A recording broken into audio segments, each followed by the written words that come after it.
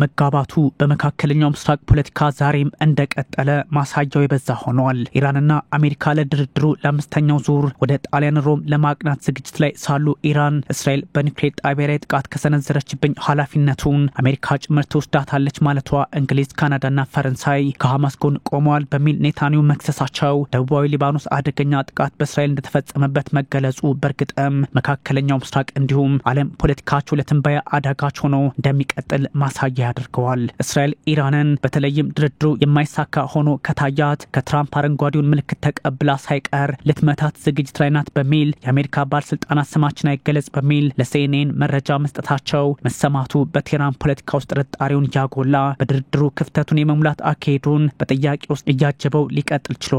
ማሳያዎቹ የበዙ ሲሆኑ በ21932 ስኩዌር ኪሎ ሜትር እጅግ አነስተኛ ስፋቷ በሙሉ እስራኤል እንዴት ኢራን መድረስና ሚሳኤሎቻቸውን ማስወንጨፍ እንደሚችሉ የእስራኤል አደገኛ ተዋጊ ጀቶች ከኤፍ-16 እስከ 35 ልምምድ እያደረጉ ነው። የአይነቱ ልምምድ ደግሞ ቴልአቪቭ ለበርካታ አስርት ዓመታት በመካከለኛው ምስራቅ የአየር ጥቃት ለመሰንዘር የምታደርገው አይነት ወታደራዊ ልምምድ በመሆኑ መንገዱ ሁሉ ወደ ቴህራን መሆኑን ተገንዝበዋል። የጦር አዋቂዎች ከቴህራን በኩል የሚወጡ መግለጫዎችም ይህኑ የሚያስረግጡ ሆነዋል። አስቸጋሪው ጉዳይ እስራኤል የምትሰነዝረው ጥቃት ከኢራን በኩል ምላሽ የሚኖረው መሆኑና የዋሽንግተንና የቴህራን የኒውክሌር ድርድር በስጋት የታጀበ ሆኖ በቀጠለበት ሰዓት መሆኑ እንደሆነ ይነገራል። በዛ ላይ አያቶላዎቹ ዳዊት ቤንጎሮያኑ በኒውክሌር ጣቢያዎቻችን ላይ ጥቃት አደረሱ ማለት ትርጉሙ ዋሽንግተን ከጀርባ አለችበት ተሳትፎም አድርጋለች የሚል እየሆነ መምጣቱ ነው። እንደ ምክንያት የሚያነሱት በመካከለኛው ምስራቅ እስራኤል ከሊባኖስ እስከ ሶሪያ ከየመን እስከ ኢራን ከግብጽ እስከ ኢራቅ ለበርካታ አስርት ዓመታት ልትመታ ስትል የምታደርገው ልምምድ ላይ መሰንበቷ ሆኗል። የጦር አዋቂዎች በኢራን ኒውክሌር ፕሮግራም ላይ ቁልፍ ውሳኔ ይተላለፍበታል የተባለው አምስተኛው ዙር በሮም ጣሊያን ከመካሄዱ በፊት ከኔታንያሁ በኩል የዚህ አይነት ዝግጅት መኖሩ መሰማቱ ደግሞ ትርጓሜውን ከባድና ውስብስብ አድርጎታል። የኢራን የውጭ ጉዳይ ሚኒስትር አባስ አራግቺ ጥቃት ሊሰነዘርብን እንደሚችል ፍንጭ ሰጪ ዝግጅቶች ከአሜሪካ ሚዲያዎች ወጥተዋል። ለዚህ ደግሞ እስራኤል ብቻዋን አታደርገውም፣ አሜሪካ የሌለችበት አይሆንም በሚል ብርቱ መግለጫ በማስጠንቀቂያ አዘል መልእክት መስጠታቸው የተወሳሰበው ቀጠና መፍትሄ አጥቶ ሊዘልቅ ነው ወደሚል ፖለቲካዊና ወታደራዊ ድምዳሜ የሚወስድ አድርጎታል። ይህ ቀጥተኛ ንግግር ወደ ቀድሞ የራይሲ ዘመን ስንመለስ እንኳን ነበር። ነገር ግን ውጤት አልነበረውም። ማን ያውቃል? የአሁኑም ቢሆን ውጤት ያመጣል ብዬ አላስብም። በዚህ ተዘዋዋሪ ድርድር የአሜሪካ ተሳታፊዎች ትርጉም የለሽ ንግግር እንዳይኖራቸው ለመጠቆም ያህል አሜሪካ ኢራን ዩራኒየም እንድታበለጽግ አትፈቅድላትም። ይህ ዋነኛው እርምጃቸው ነው። ማንም ግን የነሱን ፈቃድ አይጠብቅም። በተለይም ዶናልድ ትራምፕ ኢራን በድርድሩ ካልተስማማች የቦምብ ናዳ ይወርድባታል በማለት ላይ በመሆናቸው ኔታንያሁም ይህኑ አጋጣሚ መጠቀም ፍላጎቱ እንዳላቸው ይታወቃል። ለዚህም ነው ጉዳዩ ውስብስብ ሆኖ ይቀጥላል የሚባለው። አባስ አራግቺ ለመንግስታቱ ድርጅት በጻፉት ደብዳቤያቸው የትኛውም አይነት የጽዮናውያኑ አገዛዝ ጥቃት ወይም ስጋትና ህገወጥ እንቅስቃሴዎችን ኢራን በጥብቅ ትቃወማለች፣ አጸፋዊ ምላሽም ይኖራታል ሲሉ አስምረውባታል። የማያወላዳ ምላሽ ከፈለጉ ያርጉት ብለዋል አባስ አራግቺ። ይህ ደግሞ በእርግጥም ሁለቱ ኃይሎች መካከል ያለውን ወታደራዊ መለካካት ለሚያውቁ ሁኔታውን አደገኛና ፍራቻ ያዘለ ያድርገዋል። ኢራን ካንዲ አይል ሁለቴ በ6 ወራት ልዩነት የእስራኤል አየር ክልልን ጥሳ መግባት መቻሏ እንዲሁም እስራኤል እስማኤል ሃኒየን በመሃል ቴህራን ከመግደል እስከ ጥቅምቱ ኒውክሌር ጣቢያ ዘልቃ በመግባት የአያቶላዎችን አየር ክልል መጣሷ እንደማሳያ ይወሰዳልና መጠቃቃቱ ቀላል አይሆንም። ኢራን የመመታት ስጋቱ ከተጋረጠባት ልዩ እርምጃ ውስጥ ትገባለች ያሉት አባስ አራግቺ ለምንወስዳቸው አጸፋና ለምንከተላቸው መርሆች ሊረዳ የሚገባው የዓለም አቀፉ የአቶሚክ ኃይል ድርጅት ብቻ ይሆናል እና ባያደርጉት መልካም ነው ብለው ታርፈዋል። ይህ ደግሞ በ2015 ከ3.67% ዩራኒየም ማበልጸግ አቅም በላይ መሄድ አትችልም የተባለችውን ኢራን ትራምፕ 2018 ላይ ተተውት በመውጣታቸው ከ60% በላይ ዩራኒየም እንድታበለጽግ እድሉን ሰጧት። የበለጠ ቴህራን ተደራዳሪ አደረጓት። አሁን ደግሞ ውጥረቱ በእስራኤል የሚጨምርባት ከሆነ ኒውክሌር ጦር መሳሪያን ለመታጠቅ ቢበዛ 8 ቀናት ይፈጅባታል ለሚባላት ኢራን አቶሚክ ቦምቡን ታጥቀው እንዳታርፍ ስጋት ፈጥሯል።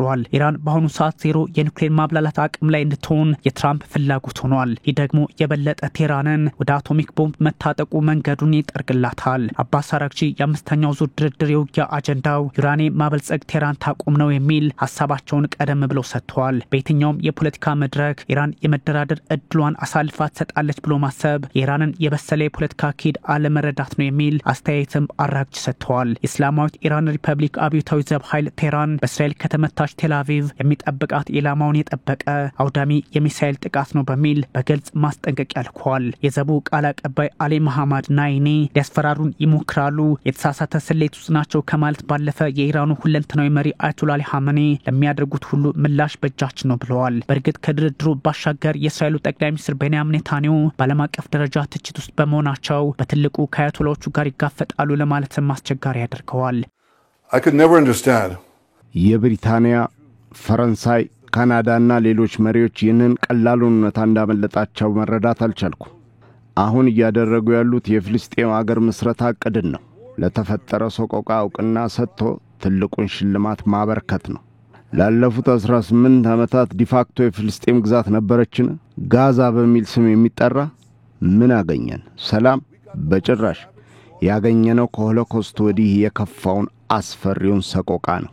We got the most savage slaughter of Jews since the Holocaust. ኔታንያሁ የእንግሊዙ ኬር ስታርመር፣ የፈረንሳዩ ማክሮን፣ የካናዳው ካርኔ ከሐማስ ጎን ቆመዋል፣ በታሪክ ክስተት ጎን ሆነዋል በሚል ሐሳባቸውን አጋርተዋል። በጋዛ ያለው ቀውስ መገታት አለበት፣ የፍልስጤም አገርነት ይረጋገጥ ማለት በአሁኑ ሰዓት አይሁዶች እንደ የዛኔው ጭፍጨፋ ሆሎኮስት ነገም ዛሬም ይለቁ ማለት ነው በሚል ተርጉመውታል። ጠቅላይ ሚኒስትር ቤንያሚን ኔታንያሁ ፍልስጤማውያንስ የሚል ጥያቄ የሚነሳባቸዋል። ኔታንያሁ ሐማስ ፍላጎቱ እስራኤልን እና የአይሁድን ሕዝብ ከምድረ ገጽ ማጥፋት ዓላማው ነው፣ እናም ለንደንና ፓሪስ ደገፉት ይላሉ። ከቀን ቀን እየተመለከትን ያለነው የማያባራ ቦምብ ጥቃት በንጹሃን ላይ ነው። እንደማስበው ሁሉንም ታሪክ መናገር ያሻል። ነገር ግን ብቸኛው መፍትሄ ያለን ይህ ነው። ይህ እሳት ነው። ምክንያቱም ለማብራራት እንኳን አይቻልም። ሽብርተኝነትን ንጹሃንን በመግደል መዋጋት አንችልም። Because it's impossible to explain. We want to fight against terrorism by killing innocent people. የዚህ ሁሉ የፖለቲካ ትኩሳት እስራኤልን ብቻዋን ያስቀራታል ለማለት አዳጋች ቢሆንም ታይቶ በማይታወቅ ሁኔታ ታሪካዊ ወዳጆቿ ሳይቀሩ ጀርባ የመስጠት ሂደት ላይ ናቸው ወደሚል ድምዳሜ ግን የሚወስድ ሆኗል። እስራኤል በዲፕሎማሲው ጫና ውስጥ ባለችበት ሰዓት ዛሬም አራተኛው ጥቃት በሳምንት ከየመን ተሰንዝሮባታል። ከመጋቢት ጀምሮ 38 ባሊስቲክ ሚሳኤሎች እንደተወነጨፉባት ይታወቃል። እስራኤል የዛሬውንም ሚሳኤል አክሽፌዋለሁ ብላለች። ጦሯ ይህን ሲያረጋግጥ የአሜሪካና የኢራን ኒውክሌር ድርድር ደግሞ በሮም ጣሊያን በቀይ መስመር ዛቻ ታጅቦ ሌላ መልክ አሰጥቶታል። የኢራኑ የውጭ ጉዳይ ሚኒስትር አባስ አራግቺና የአሜሪካ የመካከለኛው ምስራቅ ልዩ መልእክተኛ ስቲቭ ዊትኮቭ በሮም ጣሊያን አምስተኛውን ዙር ድርድር ከማድረጋቸው በፊት በየመግለጫው ያሳዩት አካሄድ የቀይ መስመር መሆኑ ለኔታንያሁ ጥቃት ለመሰንዘር በር ከፋች አድርጎላቸዋል። ለዚህም ነው ፖለቲከኞች በራሳቸው መንገድ ከትላንቱ ዛሬ ዓለምን ወደ ሰላም ጎዳና መውሰድ ካልቻሉ ሁኔታው የኒውክሌር ሰጣ ገባ በዓለም ዙሪያ በተለይም በመካከለኛው ምስራቅ ያመጣል የሚባለው። Iran and the US entered their 5th round of negotiations on Tehran's nuclear program